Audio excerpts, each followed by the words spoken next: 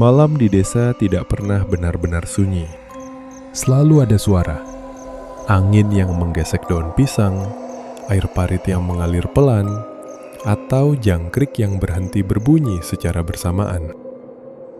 Orang dulu percaya, jika suara alam tiba-tiba diam, itu bukan karena malam. Itu karena sesuatu sedang mendengarkan. Dan di antara semua makhluk yang dipercaya mengintai manusia dari balik gelap, tidak ada yang lebih ditakuti daripada kemamang. Kejadian ini dialami oleh seorang laki-laki 47 tahun. Dia adalah penjaga sawah musiman, tinggal seorang diri. Orang itu dikenal sebagai orang yang pendiam. Setiap malam, ia berkeliling sawah untuk memastikan tidak ada pencurian hasil panen. Rute pulangnya selalu sama.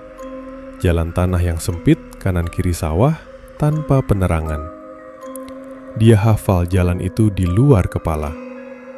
Dan selama bertahun-tahun, tidak pernah terjadi apapun. Sampai malam itu, pria itu meninggalkan gubuk sawahnya. Dia mendengar namanya dipanggil sekali. Panggilan itu pelan, tetapi tidak jelas berasal dari mana. Akhirnya pria itu berhenti berjalan. Dia tidak menoleh, namun juga tidak menjawab. Panggilan itu terdengar lagi, namun kali ini lebih dekat. Menurutnya, suara itu mirip dengan suaranya sendiri. Pria itu merasakan sesuatu berubah. Bukan suara, bukan juga bayangan, tapi perasaan jarak. Seperti ada sesuatu berdiri terlalu dekat di belakangnya. Dia berdiri diam selama hampir 1 menit. Tidak ada sentuhan maupun suara nafas. Ada satu hal yang ia rasakan jelas. Ia sedang diperhatikan. Dorongan untuk menoleh muncul sangat kuat.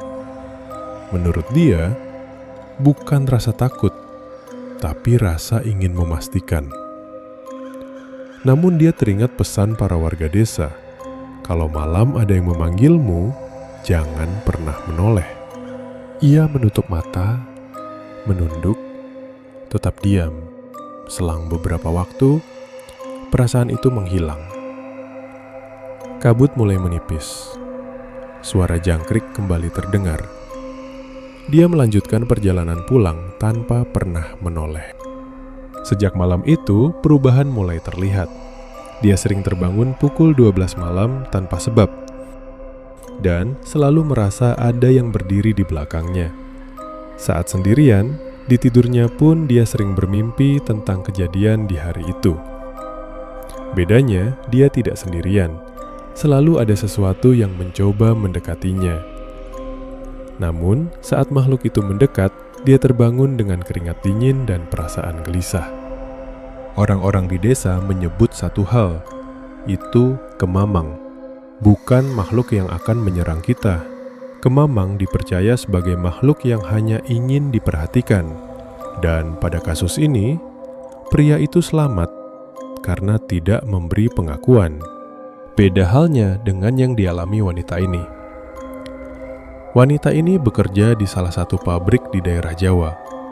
Biasanya dia pulang hingga larut malam. Dan jarak dari pabrik ke kosannya lumayan dekat. Jadi dia jalan kaki setiap hari. Biasanya dia pulang melalui rute yang memutar. Karena rute tercepatnya itu gelap dan sunyi. Tidak ada satupun pencahayaan.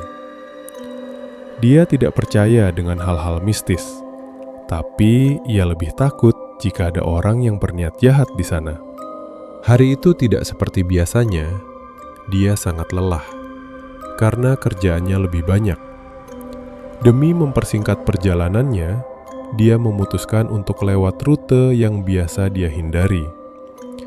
Jalan itu sangat sepi dan gelap.